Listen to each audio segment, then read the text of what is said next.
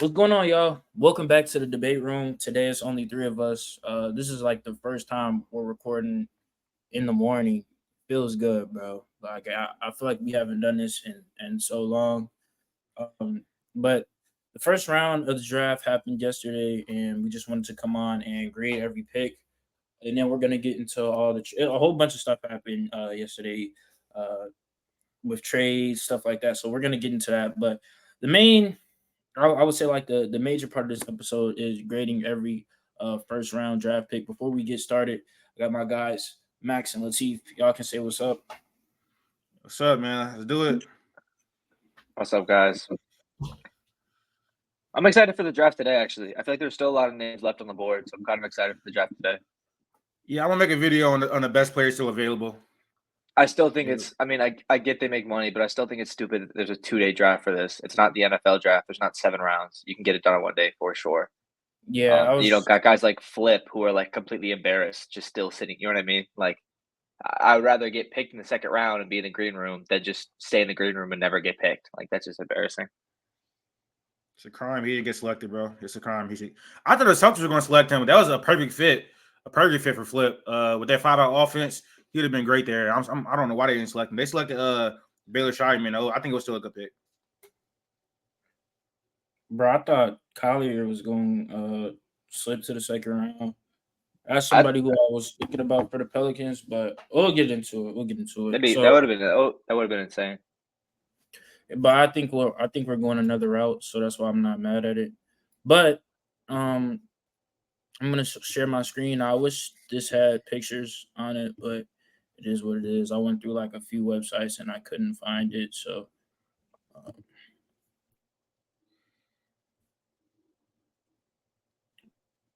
oh, snap! I can't see anything. What is going on with my? Bro, I can't even see y'all.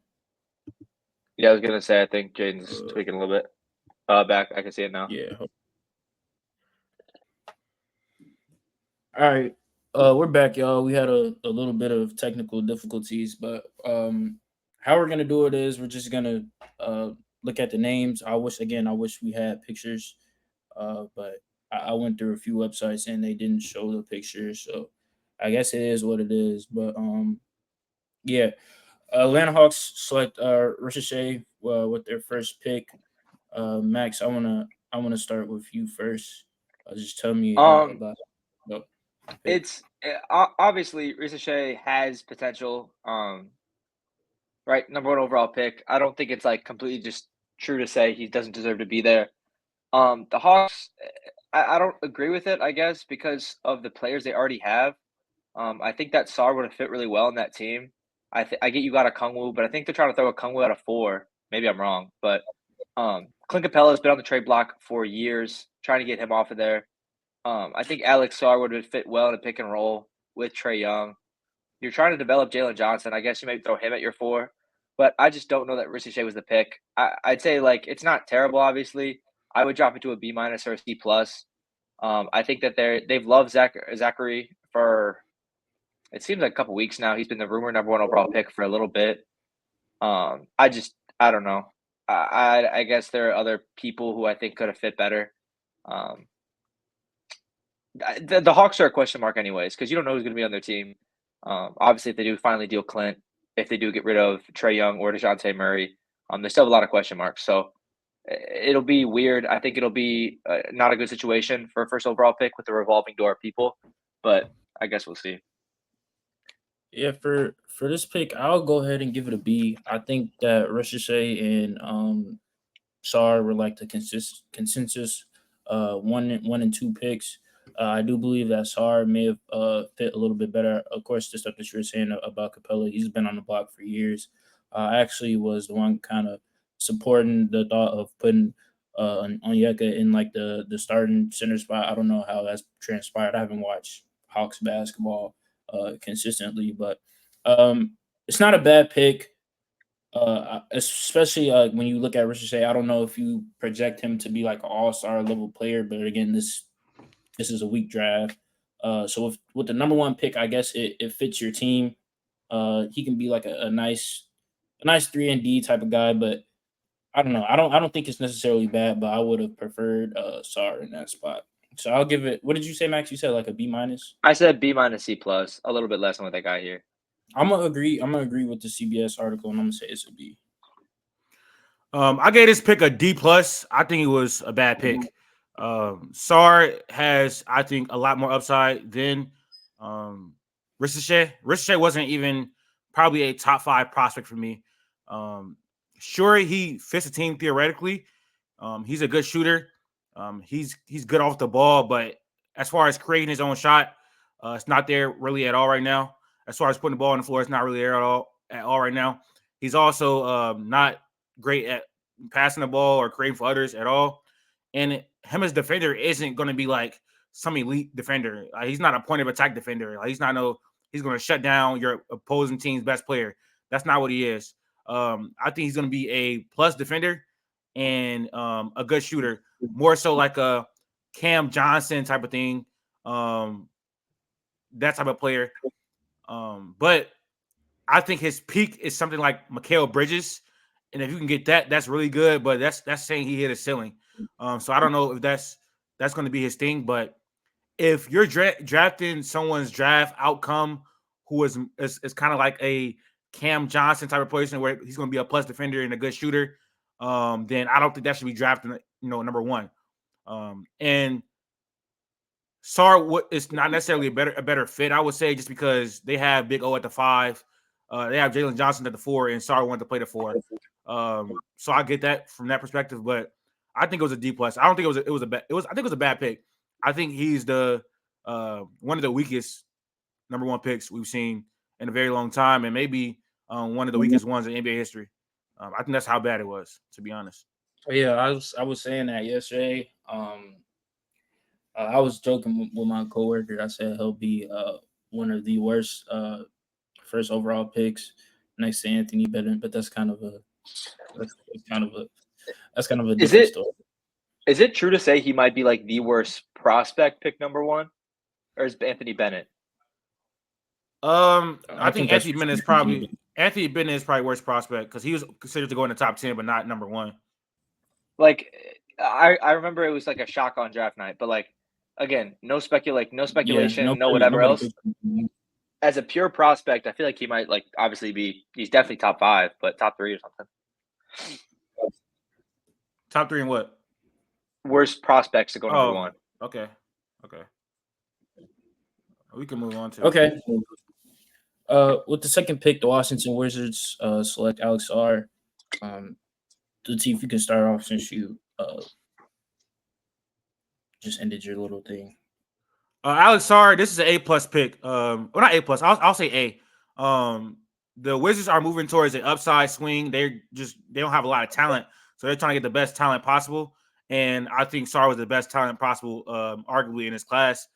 And they needed a center or a big man, and he definitely slides into that. I think he's going to be playing more of a 5 or a 4. It's going to be interchangeable, but to get the best, I think, prospect in the class at number 2, not have to trade up and nothing like that, that definitely warrants an A.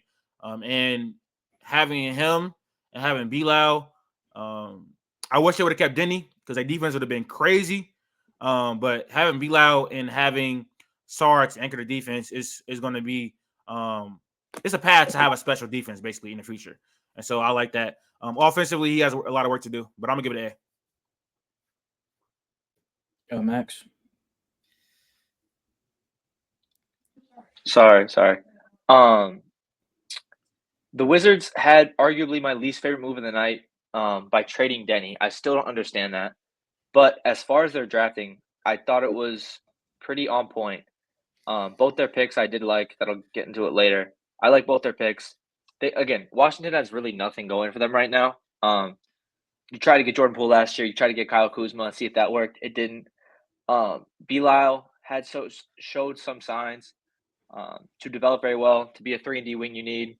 And I think giving Alex Sarr some offensive responsibility on this team, getting a point guard later on like Bub Carrington, I still just don't understand the Denny move. And I think the Denny move, it's not like part of this, but it just doesn't make any sense to me. I think you're putting Sarr in a better situation if you have Denny on that team. You traded for 14, not knowing Bub Carrington would be there. You could have, whatever. You didn't know who's going to be at 14. So this pick individually, I think it's got to be an A or an A plus because you do get the best prospect in the draft at 2, and you don't have to move anything to get it. So I do think that Washington has had issues developing their rookies. Am I froze? Am I froze? Am I back? Am I back? No, you're There you Am I good. go. back? Okay, sorry. I Washington's think this had my bad. I think this screen is making our connection a lot worse, to be honest. I don't know. Do maybe we need this? Do we need this like up Yeah, here? we probably don't. we Yeah, but just we talk. don't. Yeah. Washington's had some major issues developing players. I can't remember the last like good prospect, Denny, I guess, but like even that took a little bit longer. I just hope Sarr can break that mold. He can develop into a good player, but I think as far as a grade for it's got to be an A or an A plus, just because of the value they got it to. Yeah, I think we all gonna agree with that, basically. What's your take on that, Jaden? Yes, kind of the same thing. Um, when I was working while everything was happening, and when I heard that Denny got traded, I was like, "What?" That was a little bit confusing, but I like the pick. This was somebody who I saw as the number one pick. Hey, you get him at 2. This is a good pick. The Uh, I, Denny, the sorry, I'll probably grade it like A the minus. Denny trade still makes no sense to me. I like I've had time to sit on it. There's two deals tonight that I still just don't understand at all. So, um, Denny was like the one thing that was like very good for the Wizards last year, and Malcolm Brogdon. Okay. With the number 3 pick, the Houston Rockets select Reed Shepherd. I would want Latif to start off because he's like he's a Kentucky guy, but he already started off. But I really like this pick. I think I had Reed going like super duper high, like one of our mock drafts. But I didn't think he'll go 3. But I haven't really been in tune with the mocks lately. But I like this pick. The Rockets needed some shooting in the backcourt, so I like it. I'm a fan of it. I'll probably grade it like a B plus. Latif, I know you're a Kentucky fan, so you could take it. Um, I got it at an A minus. I think this was one of the best picks in the draft. It was one of the most obvious picks in the draft. The Rockets need shooting very, very badly, and Reed was arguably the best shooter in his class. I think he's gonna work. He's gonna work very, very nicely next to Amin Thompson and Sengun, 2 non-shooters. And I think they have the defensive personnel where they'll be able to insulate him on a defensive end. And I think Reed is also a very good defensive playmaker as far as getting steals with his hands. He has some underrated athleticism. We saw that at the combine. And so, again, they just needed shooting. I think he's going to come off the bench year 1. But I think he could potentially be a starter for this team if Jalen Green doesn't work out. That's how good I think Reed Shepherd is. And I think that's how good Reed Shepherd will be. I think it's A minus. They got something they needed very, very badly at 3. Didn't have to move up, nothing like that. One of the better prospects in this class. It got to be A minus, at least. Max is frozen. I don't know what Max usually have good Wi-Fi. I don't know where this is coming from. Maybe it's because he's in Is he at his the. house? I think so, yeah. But he's in the living room. I don't know what's going on. As far as Reed, I think it's a BB plus for what you guys just said. Viable shooting to a team that needs it. I think as a whole, I don't know. I think for me, it also depends on what else to do free agency. If the Kevin Durant thing is a smokescreen, who knows? It's fine. I think we all knew it was going to happen. So. All right, so we can just move on to the next pick. Number 4, the Spurs select Stephon Castle. I actually really like this pick. I thought that they were gonna go more towards like a Is it recorded, by playmaking. the way, or is it still paused?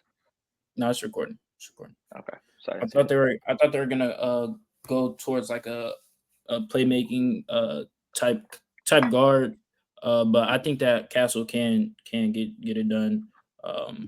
We all know that he's like a defensive minded guard, one of the best defenders I've seen out of a freshman. He kind of pieced that UConn defense together, him and Klingen. So you stack him with Wemby, who has like generational defensive potential and talent, I think that that's going to get very scary. So I actually I like that pick. And then of course they traded uh, what they had like the eighth pick. So I like it. I'll probably grade it like a B plus. Max, I'm you at can. a I'm at like an A minus on this. I like the defensive upside of this pick. I like having a perimeter defender with a lot of potential, and I like having Wemby next to him. I think we mocked this, or maybe I mocked him going to Charlotte, but I know we had it in the past. Um, I like the defensive upside a lot on this pick, and you have a lot of pieces to make. I wish I would have made a pick at 8. I don't understand why they traded that, but I like the pick. They're gonna use those first round picks to go at a star. That's what the rumor is. One first round pick, They got 2. They got a swap. a pick swap. A pick swap, I guess, doesn't really matter to me. They got a better pick from it, so it matters. But for me, this was a C minus. Of course, Castle is going to be a good to great on ball defender. Probably day one, he has that upside on defense. But as far as him playing point guard, if that's really their goal, I don't like it at all. I really don't like the fit, just because he struggles to me to create separation. He doesn't have like a lot of burst or athleticism at the guard position. He's very strong. He has some good body control, but he cannot shoot at all. Not only can he not shoot, he hasn't taken a lot of threes at all, especially in the college level. His best thing for me offensively is being a screener and off ball cuts and stuff like that. As a passer, it's more connective pieces, backdoor cuts and dump offs and stuff like that. But for me, he's not a point guard in NBA.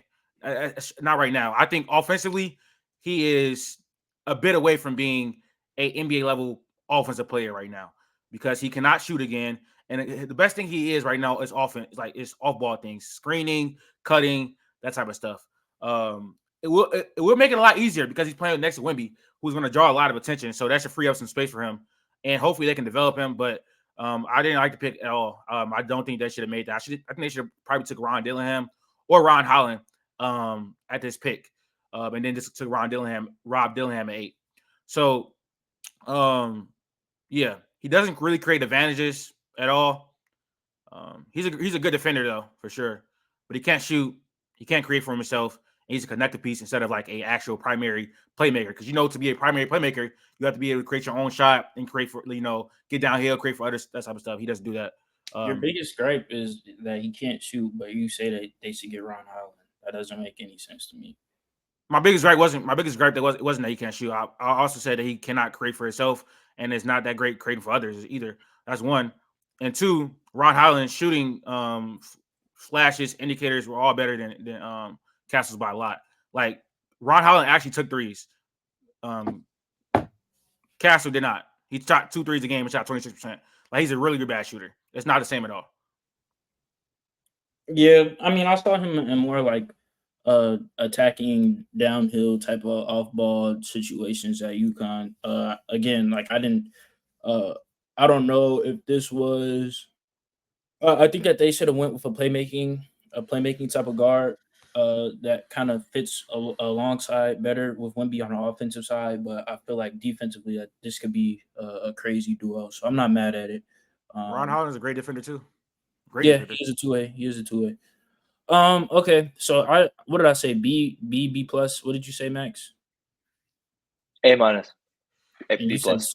You said A C. minus is a thought. That's interesting. That's interesting. You said C. What's C? I said C. Yeah, I got C written down, but C minus. All right. At number 5, this is where I have a problem. At number 5, the Detroit Pistons select Ron Holland. Now, again, in previous mocks that I was on, I am a big fan of Ron Holland. I like the slashing type of players, people who can get downhill. He's just my type of archetype of player that I like. But for the Pistons, I just don't think that is very ideal. Now, you're going to have Cade with the ball in his hands majority of the time. I haven't really seen Cade play off the ball as much. Latif, for the Pistons fan, I wasn't checking for a 28 straight loss team, so maybe you can correct me. But I don't think that it was many instances that Cade was playing off the ball. I think Jaedon Ivey was somebody who was playing off the ball a little bit more, and he's, again, one of those slashing type guys who gets downhill, can't really shoot. And just the spacing in the Pistons on the Pistons roster is just terrible. There's not many shooters on the roster. So now you add Ron Holland, who I would say needs the ball in his hands. You can't really put him in off ball cutting situations when you can't shoot and you already have a situation that doesn't have a lot of spacing. So I don't know how that works. Ron Holland is somebody who I would say, needs space to get downhill. That's kind of what he was doing with the Ignite. So I don't know. I like him as a prospect. I like him as a player. I previously mocked him to go to the Hornets. Now I know you would probably be scratching your head because I guess it kind of takes the ball out of LaMelo's hands a little bit. But I think that you have other creators outside. I think LaMelo could play off the ball a little bit more, and then you have Brandon Miller. I think Ron Holland would have fit uh, seamlessly with the Hornets, but that's just me. Latif, you can go because I know you're a Pistons fan. But What's wait, your let me what? grade it. Yeah, I'm about to say. Let me grade it. Just off of choosing the best player available, it's just a bad fit. I'll say that this is a C plus. Let me look at my grade. What I got on here? Oh, okay. I got it as a B minus. I think this was a B minus pick. Ron Holland is the best prospect available at this pick. I think he was a top 3 prospect in his class. He's one of the best downhill drivers, one of the best advantage creators, one of the best defenders in the class as well. His problem is his jump shot, but the Pistons just hired a shooting coach who is one of the best, if not the best, in the league, and Fred Vincent. He fixed Herb Jones' jump shot. He helped Brandon Ingram's jump shot. He helped Najee Marshall's jump shot. He helped Lonzo's jump shot. He has a proven track record of improving players' jump shot. This is not a gimmick. This is an actual proven track record that he can help these players' jump shots. Not only that, the Pistons have $65 million in cap space to use to build a team with better spacing for Ron Holland, for Cade Cunningham. And I also think that Trajan Langdon, our new president of basketball operations, isn't tied to this young core that we have already. He's going to be willing to move Ivy. He's going to be willing to move Durant if this doesn't fit. He's going to be willing to build a better team around Cade. And I think Ron Holland is, he just drafted him. This is his first draft pick. So he has stock in Ron Holland. So that means, I think, going forward, that he's a building block. So they're going to build a team around what Cade and what Ron Holland likes to do, while simultaneously improving both of their jump shots. So with us hiring the best shooting coach in the league, having $65 million in cap space, this team is not a finished product at all. It's not even close.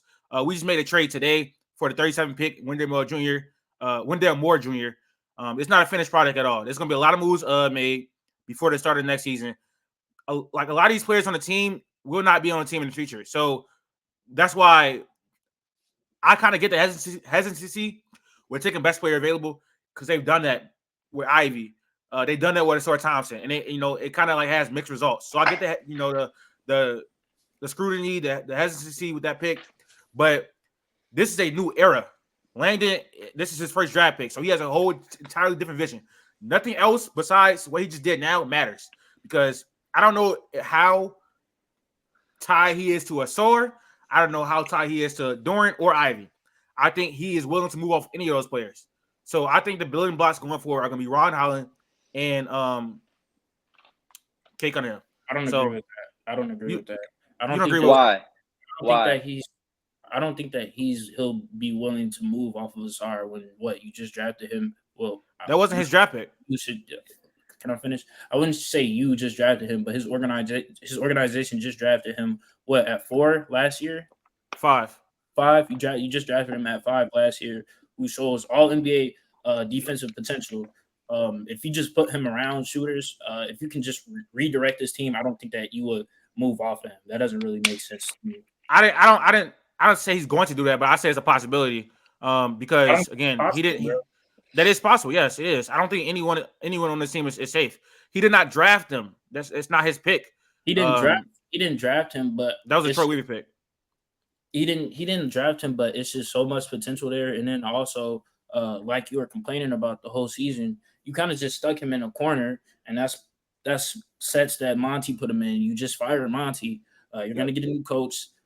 So you're gonna get a new coach who will utilize him better and put him in better positions, again, that kind of goes against what I was saying with the Ron Holland pick. But I'm just kind of going into your narrative. I don't think that.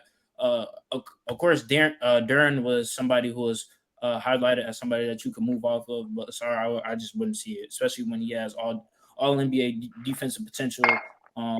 Again, a passer like Asar, like it's just so much to Asar. I just don't think that you will be moving off him, if that was your pick or not. Especially when he was your 5th draft pick the year before. I just don't. I don't think they're going to do it, but I think if he doesn't develop correctly or they get it right, good enough package, anything is on the table. That's what if you actually watch his presser, anything is on the table with this team. It's not a finished product team at all. And the decisions that's made before him, outside of Cade and now Holland, is nothing had to do with Landon. He didn't draft Cade, but he's already spoke glowingly of Cade. He thinks he's the piece to build around.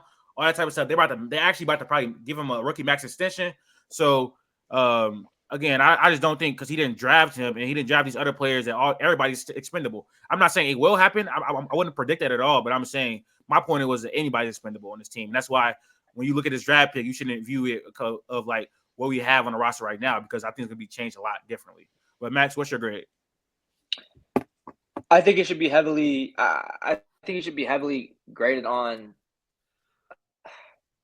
I like that they picked Ron Holland. I thought Modest also obviously could have gone there. I think both G League Ignite guys were in that contention for sure. But they didn't mess it up, in my opinion. I feel like Ron Holland is still a really good prospect.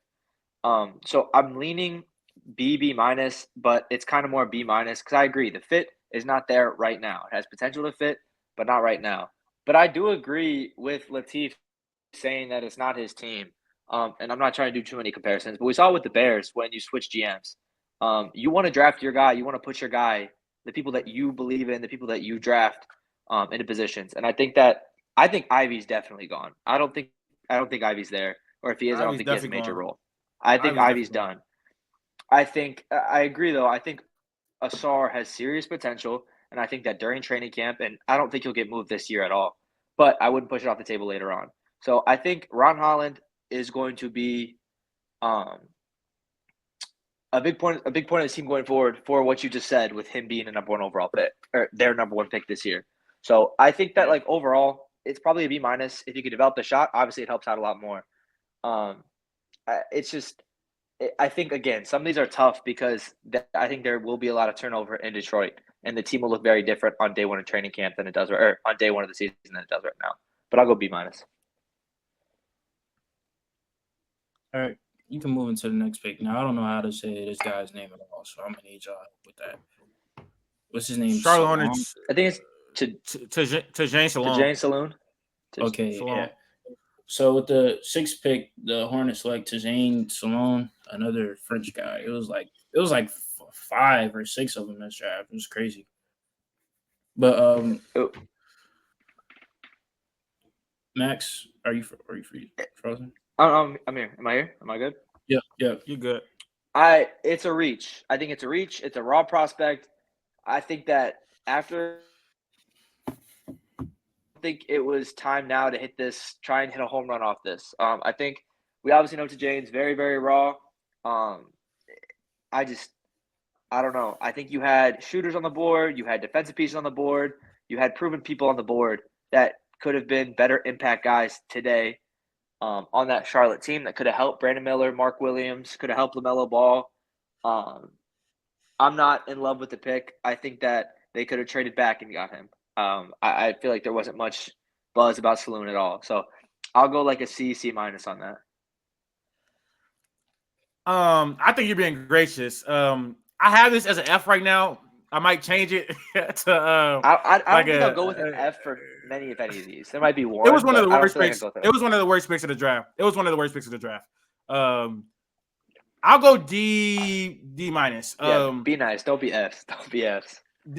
They could have got him at they could have traded back and got him and got more assets. I don't think any team was going to pick him that high at all. Tajane's best thing right now offensively is cutting, like no drill, like cutting. Offense rebounds. He has a good motor. That's his best thing.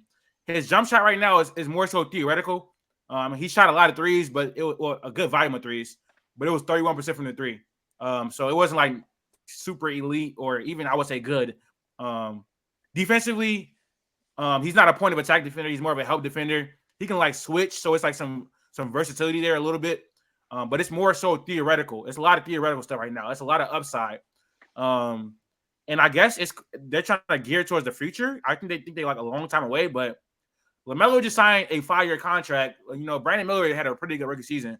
At some point, I think they're going to want to start to compete, and I don't think this is a move to have to compete. Like obviously you don't expect much of a rookie, but I think Mox is on the board. Klingon was on the board, and I know they got Mark Williams and stuff like that, but like, I don't know. It was so many better picks on the board. I even want to take a Dalton. I would have taken shooting with Dalton. Yeah, Dalton Connect, Cody Williams, and like anything, bro. It was a bad pick. I don't really know too much about this guy, but when I saw it, I knew that it was a little bit high. This is definitely a pick off of potential and just what you think that he can be, not what he is right now. You definitely have Matthias, you had Cody right there, so it is kind of a head scratcher. I'll give it a C though. I guess they see something that I just don't see. I'll just go give it a C as of right now. All right, with the next pick, the Portland Trail Blazers select Donovan Clingan. Clingan saw one of the best rim protectors in college basketball last year. That's gonna translate in the league. The thing is, what that makes me question is you get DeAndre Ayton, and I believe he was Latif, Max, correct me if I'm wrong, but I believe towards the end of the year or the middle of the season, that's kind of when he kind of turned it up just a little bit. So, but you draft somebody in his position, I guess you could slide Ayton towards like the. If you get rid of Jeremy, if you get Jeremy Grant gone, would you slide him to the 4? Didn't they say that they were getting rid of Grant? Every team wants him. It seems like Dallas, LA, every team's like in the rumors to get him. Yeah, and that's somebody that you can get some good return for. So I guess you could slide Clingan at the 5, put Ayton at the 4. That's one of the that's kind of the position that we know Ayton. That's like where he loves to be, but it kind of just raises some questions. But I do like it for the Trailblazers. I definitely didn't want him to go number 1. I thought that was way too high. So I think that this is a perfect spot for him. I'll go ahead and give it like a B plus. I also gave it a.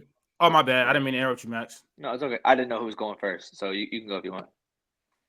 Donovan Clingan, I gave it a B plus as well. I agree, Jaedon. They're gonna need someone to like Ayton. He plays hard for like a good portion of the game, and it's some nights he played really, really hard. But they need someone to back him up, and I think possibly overtake him as a starter in the future. I don't think Ayton is the future at all for the Portland Trail Blazers. Clingan is the best interior defender in his draft, and they struggled with rim protection a lot last year. I also think. Like, you think about how Memphis has built their team when they got Steven Adams, one of the best screeners in the NBA, and one of the best passing big men in the NBA. It really helped Ja like free up shots because his screening was so good, even though Ja couldn't shoot. And so you could build that same model with Scoot, get him a really good screener, free him up for some open shots, and then Clingan is also I think he'd be a plus passer, not nothing crazy or nothing like that, but for the position of plus passer, it could be really, really good for the Blazers. And if you're about to hate on Scoot, go ahead, Jay. I have a question. Now, that does work when you have like a generational athlete like Ja Morant. The thing is Scoot isn't that. Scoot's just not that. I mean, he can get to the spots where we see that he likes to use that little floater. But that just wasn't falling. I mean, at the end of the year, it looked a little bit better. But I don't know. I don't know if we could just put it in the same scenario as Ja. I get where you're going with that, but I guess. But Max, you can go. You can. I'll go A- on the pick. I like what Portland's cooking up there. The Denny trade I love for them. I didn't like it for Washington. I like the Denny trade, and you still got potential with Scoot, and you still got Shaedon Sharp, and you could still move Anthony Simons and Jeremy Grant, and you got Ayton if you want to slide. Like I kind of like what Portland's doing. I think whether you put Ayton to the 4 or you bring Clingan off the bench and keep Ayton at the 5. You have some moves to make there. I do like what's going on up in Portland after they traded Dame. As a pick, though, I think Clingan, a lot of teams wanted Clingan. I'm surprised no one traded up for him because he fell so low. He was rumored to be the number 1 pick. He was rumored to go 3. I even saw a mock with him going 4, which made no sense. But I think Portland stayed put. They picked who they wanted. Again, I'll give it an A-. They didn't have to give anything up. They still got who they wanted at 7. So I like the pick a lot. Okay. With the 8th pick, the Timberwolves get Rob Dillingham, and I don't know. Can I go first? Can I go first? Mine is really quick. That's fine. Yeah. Go. I was kind of confused about the trade, but to be honest, I kind of like it. For who? For who? The Timberwolves. Okay. I kind of like it. So first off, Mike Conley, he's getting older. It is what it is. You know, he's losing his defensive step. He was one of the best guard defenders in his heyday. Really great hands. Now it's question marks with Rob Dillingham as a defender because he's just so small. But when you're on a defensive oriented team, I feel like you could implement him and plug him in, and he'll be a decent defender. I mean, he is small; he'll get taken advantage of. But I feel like effort will definitely help. So you're kind of phasing out Mike Conley. He's getting older, whatever. Boom. One of the best scorers in the draft. Playmaking wise, I would say I don't want to say great. I feel like I throw word great around a little bit too much, but I feel like the Timberwolves could use his playmaking for sure. Have him under Conley for a little bit. Have him grow as a player, and it's amazing. I like this pick. I would say that this is like a B+. The move as a whole, I'm going to again go with an A-. I honestly really like the Rob Dillingham pick, and I don't think they gave up much to get him. 1 first-round pick and a pick swap for the 8th overall pick, I think is very, very good. I still don't know why San Antonio did not select someone else here. A lot of guys, a lot of players still on the board, positions of need. They could just get another young player to put next to Wemby and Stephon Castle now, and they didn't. I think that the Timberwolves addressed their needs in this draft very well. They needed bench scoring, bench shot creation, whatever, and they got it. I really like the Timberwolves draft. I think that Rob can learn a lot from Mike Conley. I think you'll have enough time to sit behind Mike Conley and develop, and then once Mike Conley's done, perfectly takes over. Like, I honestly don't – I don't get how, like – Cook Max. That's why I'm so, like – first of all, they're going against the Thunder for the future. I don't know how we let that happen. Like, that was insane. Scared. Rob is coming. It's like, it's so frustrating that was so easy for them to do. Like, he will – if it's their timeline perfectly, he'll be a piece next to Anthony Edwards going forward. I'm not worried about the defensive pieces because you have McDaniels and you have Nickeil Alexander-Walker. Like, Anthony Edwards, when he wants to play, he can defend. Like, the playmaking, the defensive pieces are not an issue for Terrence Shannon Jr. and for Rob Dillingham because they address their bench needs. They have defense. They don't need defense. They need scoring, and they got Terrence Shannon Jr., he tries on defense, and he brings some aggressiveness at the point of attack. So, I mocked that. I called Terrence Shannon Jr. to the Timberwolves at that second pick. You could. I don't know. Like, this move is like way too good to be true. I think if you're a Timberwolves fan, I think you're sitting there like ecstatic because you're fine. That 2031 pick, I don't care because Rob will probably be an all-star by that time, and you have Anthony Edwards who will be one of the best players in the league. So all-star. I don't know. If you don't think you'll be an all-star in 7 years, I think you'll get at least one in 7 years. But I don't know. Again, I think the Timberwolves definitely cooked. I mean, TSJ, he's not gonna have the offensive load. Pause. He's not gonna have the offensive responsibilities. That wasn't even pause. What the heck? That wasn't crazy. I said low, but it was kind of crazy. We just talked about. Sorry. No, you can go. We just talked about this Tim Connolly and this Would You Rather with Sam Presti. These moves are like, I don't know how. Like, this is fleece. This is fleecing. I don't know how he did that. Like, this again. It fits their timeline perfectly. Fits their needs perfectly. Like, as a Thunder fan, that's scary. The Timberwolves are very scary going forward. TSJ isn't going to have the offensive responsibility that he had at Illinois. So now that he's just keyed in on being like a defensive piece, just kind of like a plug and play type of guy. It's going to be very scary. Like that Timberwolves defense is here to stay, and I feel like it's going to be like that for a while. So the Timberwolves definitely cooked. They were definitely the winners of day one. Insane. Yeah, we'll probably do a winners and losers of the whole draft after the second round. Maybe tonight. Who knows? I gave it an A. For all the reasons Max just said, I don't even got to reiterate it. But the Timberwolves desperately needed perimeter creation in that Western Conference Finals. It was clearly a need. Outside of Anthony Edwards, they had no perimeter creation, and they just got arguably the best perimeter creator in the entire draft. His pull-up shooting was great. His spot-up shooting was great. So on and off the ball, he good. He showed improved playmaking throughout the entire year, and he actually made some great reads in the pick and roll and in transition. And in the half court, he finished pretty well for his size. It was really a struggle in in transition, but he's not going to be a great defender at all. But learning behind Mike Conley, who for his career was a pretty darn good defender, I'm really confident that he could teach him the ways of this game, being a small guard and surviving in the NBA. You gotta have hands, great though. pick. You gotta have elite hands, man. I don't know if Rob could have gone to a better situation. I'm not gonna lie. The Spurs would have been better. I'm sorry, they wouldn't be there. It would have been better. But I think sitting behind Mike is huge. I know like the best way to learn is obviously getting like thrown into it, but I think learning behind Mike Conley is huge. All right. Let's go into the next pick. Let's try that before Max has to go. The Grizzlies select Zach Edey at 9. Now, this may sound crazy. When I first saw it, I was like, what the hell? We know who Zach Edey is. He benefits off his size. Doesn't really have too many post moves. He really just goes over that right shoulder. He's just big. He's very big. But again, like what they were saying during like the draft analysis, it's been consistent improvement every year. But also, we got to think, as you just highlighted, Latif, with Steven Adams and Ja. Steven Adams wasn't somebody who was that, I wouldn't say he was that mobile. I mean, he was a great screener. Zach Edey is big as hell. You can set screens with Ja, and Ja can get downhill. I mean, we can see what Ja does with, I don't want to say not too much spacing, but he worked very, very, very well with Steven Adams. Like very, very well. So if you can implement him again, try to fix Zach Edey's mobility just a little bit.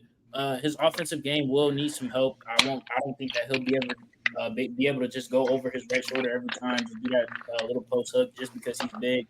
You got way better athletes in the NBA, but just somebody as a screen and roller for Ja, I feel like that's very useful. Now at 9, he is the best screener though. Just off his size. I don't know. At 9 is a little bit high. I feel like you probably could have went with somebody else here, but I'm not too mad at it. I'll say that this is a C+, B-. Let me hop in next. For how much I hate on Zach Edey, he has gotten better over his career. I'll give him that. He has developed. He has changed parts of his game, and he has just become a much better basketball player. To his credit, that's great. And I'm not saying he can't do that at the next level. I just don't know if I'm going to see it. I think he will never carry a huge offensive role as far as scoring the basketball. I don't think what you said, Jaedon. I don't think the little post moves that he has will really work on NBA level bigs. The mobility is an issue, though. The mobility is a huge issue. He developed a lot from last year to this year, but he is still slow. He still gets very tired, and he doesn't move often. With all that being said, though, he's huge. And I think that with what Steven Adams did there, if he can rebound and he can screen, that's great. But you're giving up the 9th overall pick for that. Like, I think you still could have traded back. And I think you could have got more assets, and you still could have gotten Edey at a later pick. I think that him and JJJ could create a really good defense in the paint. But again, mobility-wise, if someone brings Edey out of the perimeter, he's a cone. One quick move and they're past him. You know what I mean? And even for that matter, you could put a guy like Bam on him. Bam's making a quick post move and he's off. Like, I don't think a lot of guys are going to have issues scoring with Edey, especially in the open court. So I don't think that's a 9th worthy pick, that 9th overall pick worthy. So I'm going to probably go with a DD plus because I think best case scenario, he's a good defensive center and he is a good screener. Like, I don't think he's going to develop a 3-ball. I don't think his post moves are ever going to be elite or really good. Like, it's just not going to happen. I think at most right now he'll average a few points a game. He's 7'4", brother. What? He's 7'4". His post moves don't need to be great. Yeah, it's good touch running around. I still don't think if you put him up next to a good defender like Rudy Gobert or something, like it's not like No, Jokic you're actually worried about. I'm just saying, like a good defender is gonna he's gonna be clams. Like bro said, put a tall guy next to him like that. I truly just don't think college centers can keep up with him. In the NBA, you have good centers on every team. I agree. Not every team, but I agree. Every team. I think not every team. There's not one college team who has a better center room than any NBA team. But I mean, like, they're not all good defensively. Like if he goes against DeAndre Ayton, he's gonna cook him. But I mean, I don't think cook him. I don't think his moves are fast enough. Please, bro, please. And now you got Klingon. You got Klingon and Ayton. Yeah, he won't cook. I don't think he'll cook him. And then DeAndre Ayton. DeAndre Ayton is like a different level of athlete. Like you don't see has that slow moves. Edie's not quick with his moves. What did Klingon? I mean, Klingon is a better defender. Klingon is a way better defender. And Ayton to each other is kind of nasty, but I don't know, man. We saw what a little bit of size did to Edie, man. I think he had like 40 in that. Well, no, he had like 30 in that game. He was inefficient as hell. But again, it's different. It's a difference. It's a difference of thing that like you want him to score. You don't want Braden Smith and Fletcher Loyer to catch fire. It's a business move. It's a business move. All right, for me, I wasn't a fan of Edie either, and it took me a minute to get his pick, but I gave it a C+. I gave it a C+. Listen, crazy change up for someone who didn't have him in the first round to give him a 9 a C+ is crazy. Listen, nasty work. He's going to be able to come in and fill that Steven Adams role. Hypothetically, he was one of the best scorers, one of the best college players we've ever seen in the last like 20 years. I think his touch around the rim is nice. His screening is obviously nice. The problem is guards and teams are going to be behind him in the pick and roll because he can't move in the pick and roll really at all. And I think it's a weird fit next to Triple J for me. I'm not really a fan of getting more players. I guess like Steven Adams was good with Ja because of the screening and stuff like that, but I want Ja to actually play out in like a 5-out system where he can get space and stuff like that. Like if they could have got like a Miles Turner, which is obviously unrealistic, but like a center that can have actually space and stuff like that, I want that for Ja. Just open up his game a lot more, getting to the rim. But we'll see. The fit is that's why it's a C+. But Edie, he's just he's a good player, bro. I don't know what to say. He's a good rebounder. He's a good paint protector. He's a good screener. He can't. If anybody can like this pick, it's Jaedon. Jaden's liked Edie the entire draft process. I'll give him that. Jaden's had love for Edie. Jaden's the only one who's actually respected Edie in this draft process. Jaden's the only one who's respected Edie in this draft process. It's a cool pick. Cool pick. It's a cool pick. It's all right. All right. Next pick at 10, the Utah Jazz select Cody Williams. Again, I feel like the Jazz were one of the winners of the day too. You get Cody Williams. You get later on we'll discuss. You get Collier. So they did very well. I like Cody Williams. I don't know. I was watching some tape on him. I don't know. I'll just say that this is a B plus pick. I'll say this is a B plus pick. Can I go first before I gotta go? Yeah. I don't know who they're gonna develop at the wing position. They have so many wings. Not a wing. You have Laurie. You have they're crowding. They got to develop somebody. Obviously, I still think they can trade pieces, but I hope Cody's the guy they decide to go with. I honestly think he has a lot of potential. I think he could be a good 3-and-D wing for them, and just be a good creator for them. With Collier, I think Sexton's gone. I think you have Keyshawn and Collier for the future. Your wings are going to look like – who am I – I'm forgetting someone on the wing. Who else do they have? Who am I missing? Who am I missing on their team? Yo. Who are you talking about? Who am I missing on Utah? They don't have no other wings. They don't really have no other wings. They don't have no other wings. Sensabaugh, they got their fours. Their fours are Sensabaugh, Laurie. Oh, they traded Fontecchio. That's what I was thinking of. John Collins is still on the team too. John Collins is also still on the team. He's a four. They need a wing badly. I guess more than people I was thinking were fours, but I just think they have to develop some of these guys. Keyshawn showed signs. Collier has a lot of potential. Laurie, honestly, you can get him out of here. I would trade Laurie and use those picks to, again, build up more of these young pieces to put with Collier, to put with Cody, to put with Taylor Hendricks, who could develop him, to put with Keyshawn George. I think they have a good young core going, and with Danny Ainge at the helm especially, I think it's a lot of potential. I, again, would go probably BB+, but if they could develop him, I think it's easily A-. I think he could be exactly what this team needs as a wing scorer, as a defender in the West, where it's only seeming to get better and better at that guard wing position. I gave the pick A. They needed a B+. They needed a wing badly, and Cody Williams he has high upside as well. I think he's gonna be able to be a very, very positive defender, maybe even a great one. His touch aside, the arc was really good. His touch at the rim was really good, even though it wasn't on crazy volume. His 3-point shot looked okay, considering the volume. It definitely needs to go up. But his real thing is he needs to put on weight to gain strength, and he also needs to what else does he need to do? Oh, increase his handle, which is another big part of his game as well. So I think it was a B plus, considering they need a wing. I think Utah is one of the best places actually developing players. Okay. We can move on to what is it, the 11th pick? All right, with the 11th pick, the Chicago Bulls select Matas. I really like this pick. Again, I just like the turnaround. I think that now the rebuild should have started a few years ago. But I feel like it officially started. You get a guy like Matas, who's just very versatile. I think just off of his build alone, he could be somebody who's a disruptor on the defensive end. He has a lot of skill on the offensive end as well. It's just a lot of potential there with Matas. Um, and yeah, I just like it in a rebuild type of scenario. We get him at 11. I feel like that's very great. That's very great value. I'm gonna go ahead and give this like a B plus, A minus. Um, uh, wait. Oh, you talking about Matas? Yeah, Matas, man, homegrown kid is one of my guys in this draft. I think the potential is there. The offense, kind of shaky. Wasn't a great shooter, so I think his role is gonna be like weird offensively. Wasn't a great shooter in G League Ignite, but in prior years, his high school indicators, and his high school shooting was pretty good. But obviously that's a shorter line. Really had to adjust to a longer NBA line in the G League Ignite at 18, 19 years old. Defensively was what stood out. He was a great help side defender. He created a lot of defensive events as well. Him and Ron Holland.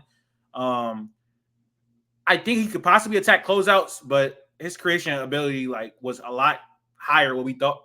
I mean, the outlook on his creation ability coming into the G League Ignite year was a lot higher than what it was in the actual G League Ignite. So that's like my concern. His creation ability, the shooting has to be there.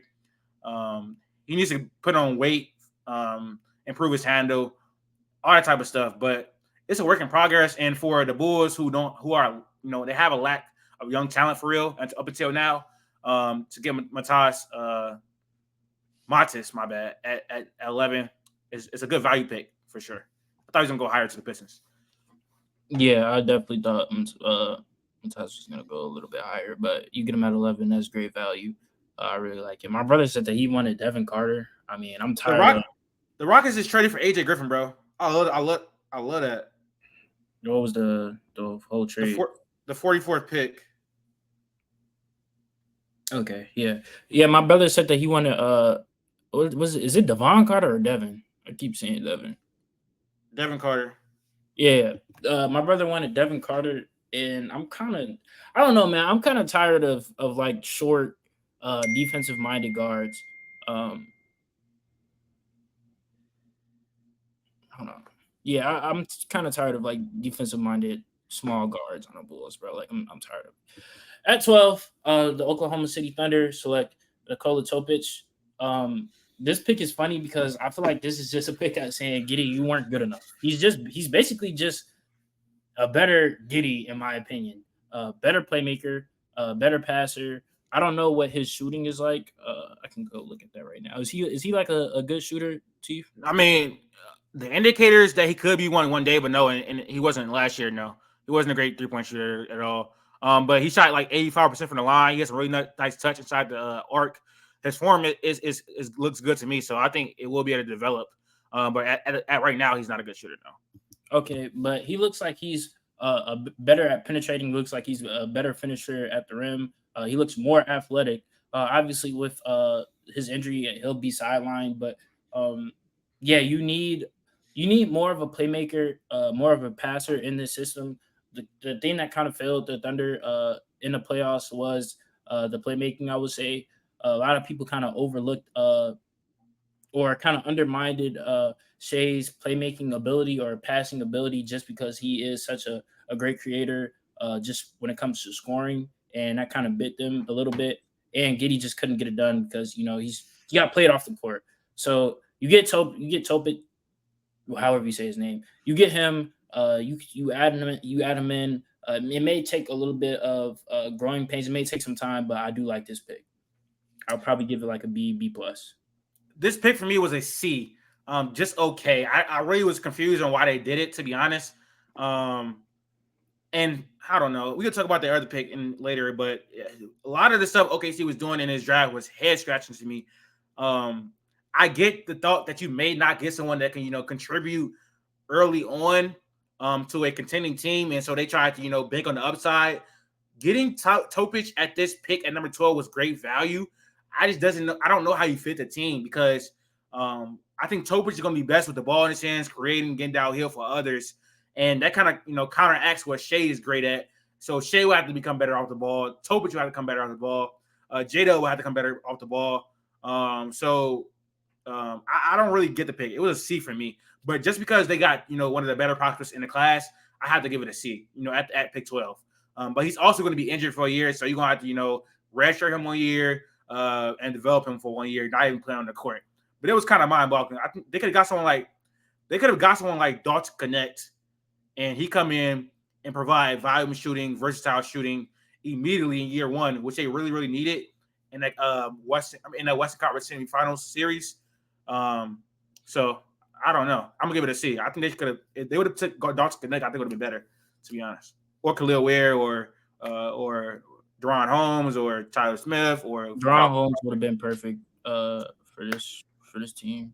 Yeah. So I don't know. I think they could have drafted better players. Oh, Topic is obviously a great prospect, but I don't know how he fits on this team. Like Shea will literally have to be more off the ball. Okay.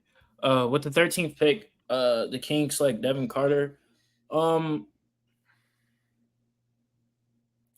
don't know. I don't know about this pick. I'll probably say that this is like a B. I think that he wasn't he like a 20-point per game scorer in college?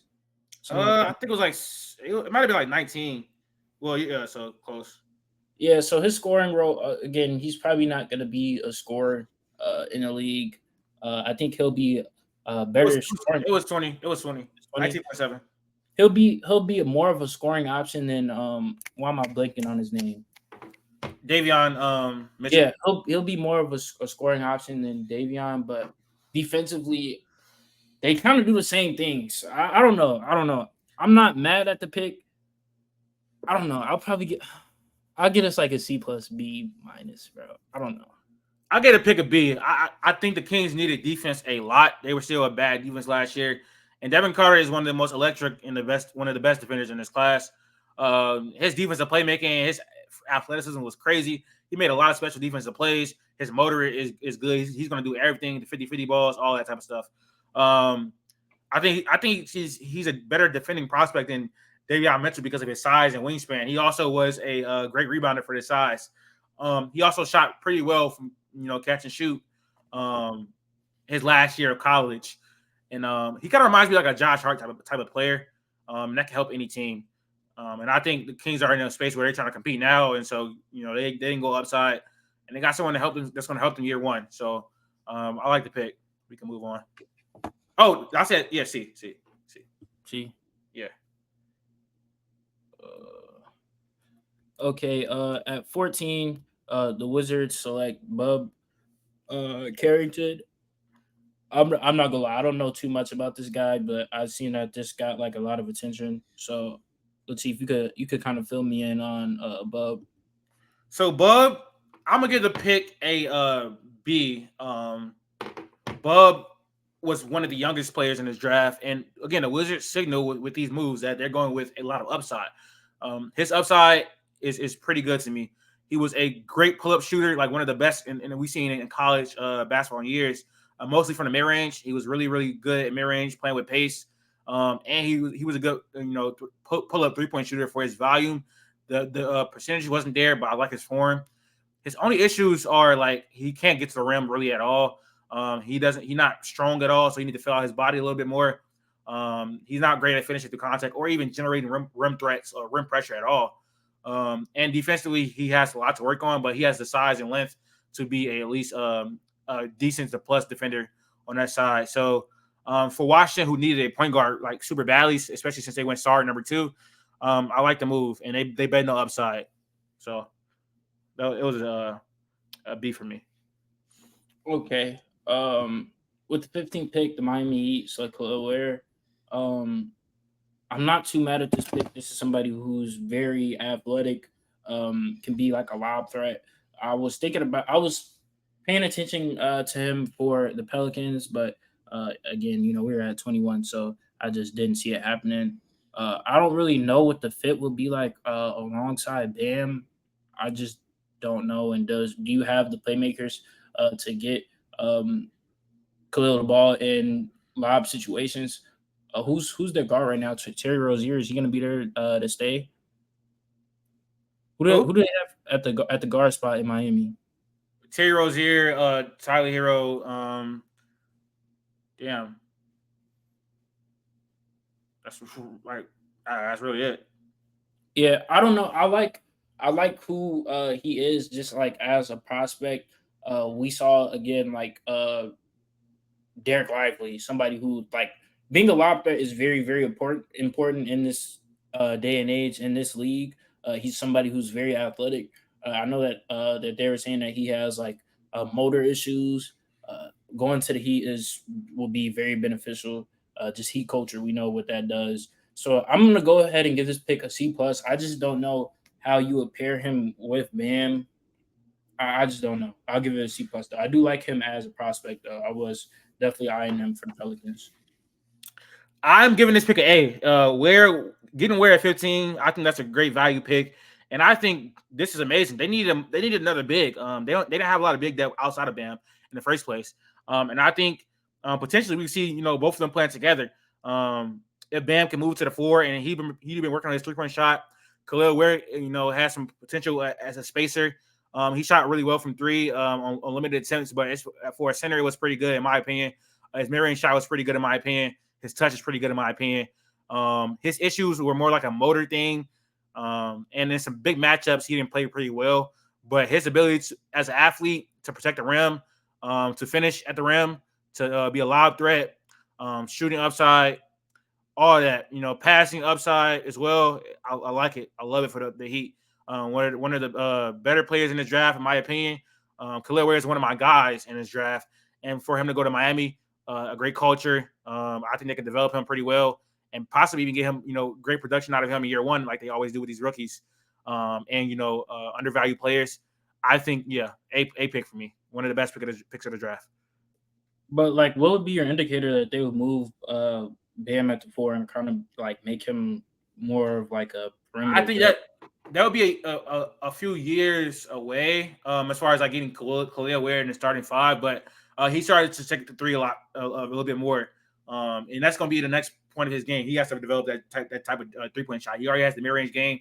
Right now, it wouldn't be ideal for their spacing, but Bam and Khalil Ware lineup is defensively just sounds insane from a versatility standpoint.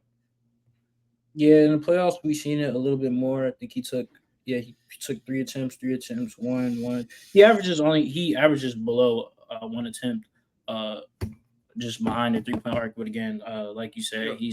he's a good mid range shooter. So just expanding his range could be very possible. I just don't know how offensively it works. But I do like Khalil just as a prospect. I'm not mad at it, but I just personally don't see how that fits. At 16, the 76ers select Jared McCain. Again, this is somebody who I was eyeing. I think didn't the Pelicans? I thought the Pelicans were above like 21. I thought they were at 17 at one point. Did we like trade a pick that I can't remember? You conveyed it to next year, so you get the Lakers pick next year instead of this year. Okay, yeah, all right, that makes sense. So yeah, the Sixers get Jared McCain. Uh, mm, I'm not mad. I'm not. You pair him up with Maxi. Maxi can play off the ball, but I don't know. I just Dalton was right there. I feel like he would have fit a little bit more. I feel like you could have got a connect right here, but I wouldn't say I'm too mad at it. I'll probably get this like a B minus. I don't anticipate McCain starting first year. I think he's more gonna be like a backup point guard, and I think he's gonna be one of those NBA veterans that's gonna be in the league for like 15 years. Like he's gonna be a really really good NBA player in my opinion. His shooting is really really nice. He has some really big shooting games, really good big scoring games in general. His problem is he doesn't really have a dynamic handle. It's not loose or anything like that, but it's like he's not going to create a lot of advantages. Not the best passer playmaker either. He's really off the ball more in his role at Duke, and he also doesn't come out. He doesn't come off like a lot of screens. He was just basically like a catch and shoot 3-point shooter. Defensively, he really tries, and his effort makes him a neutral to plus defender a lot of times. But I like McCain. I'll give it a C plus B minus. I think they needed like a versatile wing defender shooter type of dude. I mean, Quebec was right there. I mean, he's not like a defender, but I feel like if you just get him to key in, lock in, you'll like. He's not a defender. He might be average at best. I personally I feel like he can improve. Speaking of Connect, with the 17th pick, the Lakers select Dalton Connect. This was a great pick. You get him at 17. I will go ahead and give this A plus. JJ Redick is your coach. You can put. You can put him in so many sets, and JJ Redick just being a shooter, like it just opens up so many things. Yeah, Connect is amazing. I don't feel like this is just too much analysis behind it. One of the best shooters in the draft. Defensively, he doesn't have much, but again, I feel like you could maximize just a little bit out of him. Like you said, Latif, he can become an average defender at best, and I feel like if you make that happen, that's a plus. So yeah, I'll go ahead and give this pick an A plus. Dalton Connect is going to be this year's Jaime Jaquez. He's going to be one of those rookies that come in day one for a competitive, contending team and have a instant impact. His ability to come off screens, pin downs, flares, any type of set you want him to, and get into the mid range, get into a 3-point shot. He has a little bit of on ball juice as well. He's going to be great year one. He's this year's Jaime Jaquez. That was my takeaway. It's a plus A selection. The fact that you got him, one of the better players in the draft class at 17, great value. This team needed shooting very badly. He's not going to be a defender to me at all, really. Maybe average, but I think he has more on-ball juice than what people are letting on, and he's a pretty decent athlete as well. So I think this is going to be a great pick. I gave it A. All right, at 18, the Magic select Tristan da Silva. I'm not too familiar with this guy, so again, you'll probably have to inform me about him. So you could, I gave it like a B minus. The Magic needed shooting as well. They drafted another wing who can stretch the floor. He has some versatility. He's really, really mobile for his size. I think he needs to put a little bit more weight on. He's a little bit older too, and they need someone to help him compete now. I like the pick, and they didn't really need another guard, so I really liked it. Defensively, I think he has a little bit of potential there. He could be better, but they have a lot of defenders already, so they don't really need him to be anything crazy. But they definitely need a shooting, and that's what he's going to provide year one. So I like Tristan da Silva for the pick. Okay, at 19, the Raptors select Jacoby Walter. Is he just like a shooter, bro? Yeah, Jacoby. I gave this pick a B minus. Jacoby he was supposed to be a top 10 pick. He was supposed to be one of the best players in his draft class, but he went through a real long struggle with shooting. And if shooting is your greatest asset and you're not knocking it down, then of course your draft stock is gonna fall.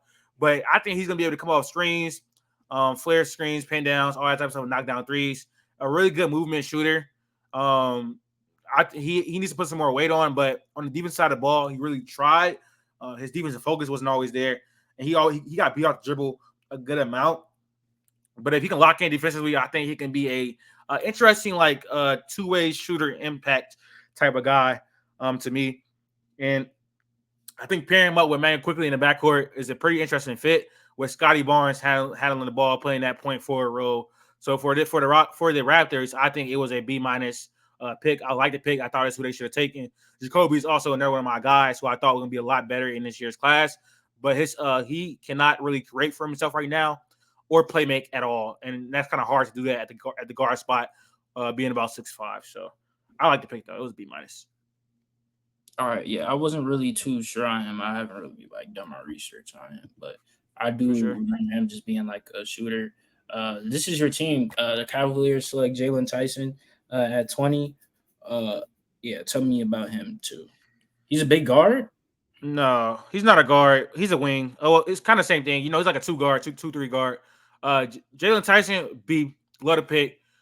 We needed someone that can create, dribble, pass, shoot. That's what he does. Some defensive potential on that side. Was really good in his time in college, and we needed a wing pretty badly. So I think, yeah, great pick for me. Some people didn't like it. I got to check on why, but I like the pick. We needed a wing, so we got one. Okay. At 21, the Pelicans select Eve Messi. Now, what I was saying about Khalil Ware, about just like being a lob threat, just being super hyper athletic, I feel like that kind of shifts more into Messi just a little bit. He's going to be your lob threat type of guy. Now, with spacing, it is going to be just a tad bit difficult because Jonas, he was more of a shooting threat. Obviously, Messi, he's just more athletic. He's more mobile than JV. But just when you have Holmes who goes right after Messi that's picked to the Nuggets, it's a little bit mind boggling because we could have got Holmes right there. He's just a better shooter, just more polished. And just again, we see how Zion works with no spacing. Or limited spacing, it can still work, but I just think that Holmes would be a better pick. So the center's position was a huge need, so I'm glad that we did fill that role. I'm not too mad at it though, but I think that it could have been better. So I'll go ahead and give this a C plus. I like it because I gave it like a B, B minus C plus because y'all needed someone that can defend the space, defend the pick and roll. That's a better athlete than Jonas Valanciunas, but offensively, I think they're gonna have to work with what's y'all coach name? Willie Green, to make that offense work with Zion on the floor because he's not a spacer. But there's a lot of ways to use someone as a vertical threat and you use vertical spacing instead of just being able to shoot. But defensively, I like it because it's going to be able to increase your guys' ceiling on defense. Okay, yeah, I think he'll eventually be a good piece, but just I don't know. Holmes is right there. At 22, the Nuggets select Holmes. Just I feel like he just fits well. He can shoot. A plus, bro. A plus. This is one of the best picks of the draft, bro. Yeah, and then you get him at 22. This was a really good pick. He's just very versatile. Defensively, he works. He can shoot. It's just a lot there that just works with this team, and I feel like just Denver maximizes these type of picks, these type of players, and this is rim protection. Would you consider him like a huge rim protector? Like defensively, he can get it done for sure. But would you consider him like a rim protector? Missy? Yeah, for sure. Oh, not Missy. Who you talking about? Holmes. Oh, Holmes? Yeah. He's a rim protector. He's a rim protector. Okay, yeah, and that's something that you needed in the playoffs, especially how Jokic kind of was getting. I wouldn't say he was getting hunted, but he was taking advantage of and was having his way. So you get a guy like that works. Denver is just great, man. I'll get his pick like a A. It was an A plus, man. Like allowing them to get a backup center, which they need that so much for so long. DeAndre Jordan was their backup center, and they was playing Aaron Gordon minutes at the 5 with Jokic on the bench. So if he can develop year one and be impactful for them, it's going to be great. He can space the floor. His jump shot got better every year in college. He can finish at the rim. He's one of the best finishers in his class. He can pass. He's the best passing big man in his class. Bro, literally, this is a home run pick. He needs to put on weight probably. I don't know how he's going to deal with strength. But him being able to, handle the ball a little bit too. So, like, this was just a great pick, bro. And I'm very confident in his development now that he got on a team like the Nuggets. So yeah, he's a little bit older, but they're a team that's competing right now. So A+ pick for the Nuggets. Great pick, bro. DeRon Holmes was a great pick. Okay, cool. 23, AJ Johnson. Now this is somewhere in where you were kind of scratching your head, but it kind of goes around with the Sloan guy. Just a lot of potential, but yeah, 23 was possibly a stretch. Was a little bit high. Yeah, It wasn't possible. It wasn't possible. This was the worst pick in the NBA draft so far. It was super bad, like very, very bad. He was a late second round talent in my opinion. I know numbers aren't everything, but he averaged 3 points in the NBL on 37% from the field. Like that's not a first round draft pick. He has the tools. He's a very good athlete. He's very young, so he can get better. But at 23 is absolutely ridiculous. John Horst, the GM of the Bucks, has been terrible at drafting. Ever since John was drafted, he drafted DJ Wilson, 17th overall, Sterling Brown in the second round, Dante DiVincenzo, who was better when he left the Bucks, Jordan Nwora, Mamu, and George. I don't know who that is. Marjan Beauchamp, who I think Beauchamp is gonna be tough. He'll pan out. Marjan still got potential. He drafted Andre Jackson last year, who I think can be a good role player. Chris Livingston is terrible, and then AJ Johnson, going to be not a good NBA player. So probably my bad. I hope you fan out. That was kind of crazy, but yeah, terrible drafting from him. Terrible drafting. Okay. That was crazy. What pick is this? 24? 24 to the Knicks, I believe, right? No. They traded this pick. Wizards got it, yeah. Yeah, they traded it. So, yeah, the Wizards. Keyshawn George. Again, I don't really know too much about him. So if you could just give your grade. Yeah. Keyshawn, I'll say like a C+. A lot of him is upside right now. And again, they were going a lot of upside picks. He has some interesting tools, a very unique player profile, because he's super long and he can play make. He can shoot off the dribble and he can defend the ball really well as well. But he cannot really create for himself off the dribble. He can't really finish at the rim at all. I think his mid-range numbers were pretty bad too. And so he's pretty raw. I think he's not gonna be an NBA ready player for probably a few more seasons. But hopefully he gets some burn in his first couple of years, especially on a team that has a lot of lack of talent and they can use his abilities, I guess. But they need a shooting on that team, and he can provide that early. I don't know his role going to be super early on, but I'll give it like a C+. Wasn't the biggest fan of it, to be honest. Okay, it was better. It was better prospects on the board if they could have sucked it, basically. I don't even know who this guy at 25 is. Pacome Deet. I think that's how I'm saying his name right. 25th to the Knicks. I'm not even sure that he's going to play year one. He might actually stay back in Europe, but I think he wants to play in the NBA. The Knicks are one of the winners of the draft, though, because they traded 26 to the Thunder for 5 second-round picks, which I think they're going to use the players to even draft those players or make another trade. But Pacome, he I think was one of the best upside swings in this draft, where he could be a pretty good player in the NBA. Some 3-level scoring ability, can shoot it. Has a nice mid-range pull-up, and he was really good inside the arc. Some interesting defensive flashes as well. But it's a lot theoretical. He got a lot more minutes to end the season. He averaged about 6 points overseas.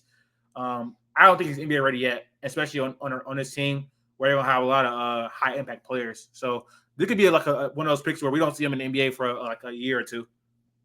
Yeah, it's kind of typical of European guys. Yeah, I gave it like a C-. Go ahead.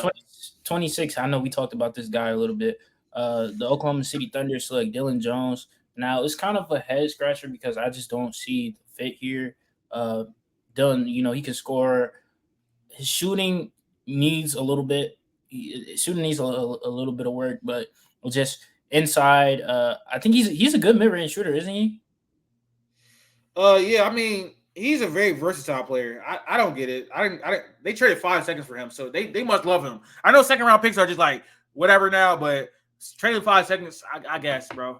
And I feel like they could have went somewhere else, but I don't I know. feel like they definitely could have got like a piece that was just more catered to a role. Now he is versatile. We saw him take like a big playmaking jump in his last year at Weber State, but he's definitely not going to translate to like a guard in the league. He's not going to be, especially now that you have Shea. He's on the Thunder, so I'm kind of puzzled, but for who Dylan Jones is, I like him as a player. I like him as a prospect. I just don't understand the fit. So just getting him, I don't know. I'm gonna go ahead and give it like a C plus, bro. I'm giving like a C minus D plus, considering the fact that they traded five second round picks for him. I like the prospect. I think he could have went maybe even higher. It's just like a weird fit to me. Sam Presti, he just loves his versatile players. That's what he loves, bro. So I mean, I gotta see it. It's just weird. He's like a tweener. He's not a guard. He's not. He's like a wing, an undersized wing prospect. Yeah, So but he's like big and kind yeah, of he's stocky. bulk. Yeah, it's big and stocky. Yeah. Pause. At 27, the Timberwolves select Terrence Shannon Jr. As we discussed a little bit earlier. I love this pick. Yeah. Just the defensive upside. Again, he's not gonna have that scoring role that he had at Illinois. So now when you kind of just put him in a role that's catered towards playing defense, and of course he'll have some moment again. We saw Jaden McDaniels just kind of be put in a corner. People were helping off of him. Maybe if you put TSJ in that spot, just get a little bit more offensive production. I would say he's a better shooter than Jamie McDaniels. Downs. I mean, yeah, he is. So I mean, you can plug and play him again. There, just he's not going to be a creator like he was at Illinois. Have him just be a defensive guy who can get some buckets here and there. And yeah, it's a really good pick for the Timberwolves. I like it. I'll say that this is a B plus.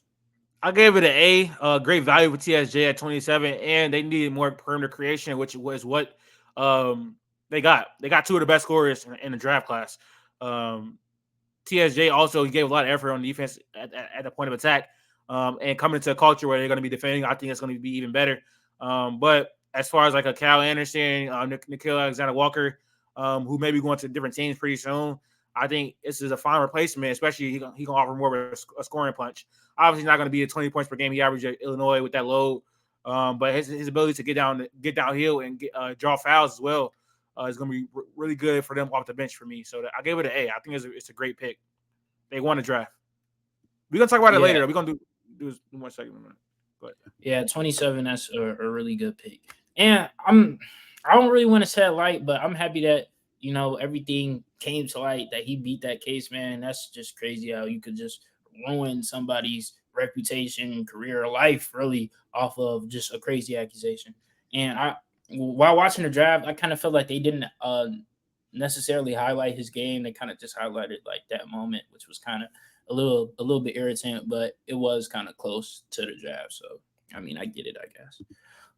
At 28, the Suns select Ryan Dunn. Again, I don't know this guy, so you can fill me in on him. I'm not gonna lie, bro. I think it's like a D minus.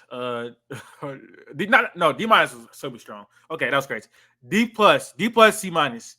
Ryan Dunn is the best wing defender. Ryan Dunn is the best defender in this entire draft. Wing on the perimeter, protecting the rim. He has a lot of positional versatility, but offensively, I think he's gonna be unplayable. His jump shot, his offense is just so bad. He can't pass, can't really create for himself, cannot shoot at all. He's fine as a finisher and a cutter, but I understand you have all that offensive talent on the Suns. You don't really need a more offensive player, but you do need someone that can be able to knock down threes. I think from the corner. So they're gonna have to really work with him for him to develop at least like a league average 3-point shot, especially from that corner spot, for him to be a useful pick. But if you get any offensive capabilities off Ryan Dunn, I think he's gonna be a positive NBA player just because of how great his defensive is. Like it's all NBA level great. That's how good it is. Holy. Yeah. Okay, why would you rate it so low? Seeing that the Suns he's unplayable. He's unplayable offensively. It's like actually crazy. It's bad. It's like he would not be on the NBA court He can't, bro. They're gonna leave him wide open. Like he's a terrible shooter. He got left open in college, bro. If you get left open in college, he can't shoot free throws. Like it's not. It's literally, yeah. Okay. Yeah, it's bad. All right. Again, you said the Timberwolves are winners. I feel like you got to throw the Jazz right up there with them. They get Yep. Collier at right there at 29. Just a playmaker. This is somebody who I wanted for the Pelicans, man.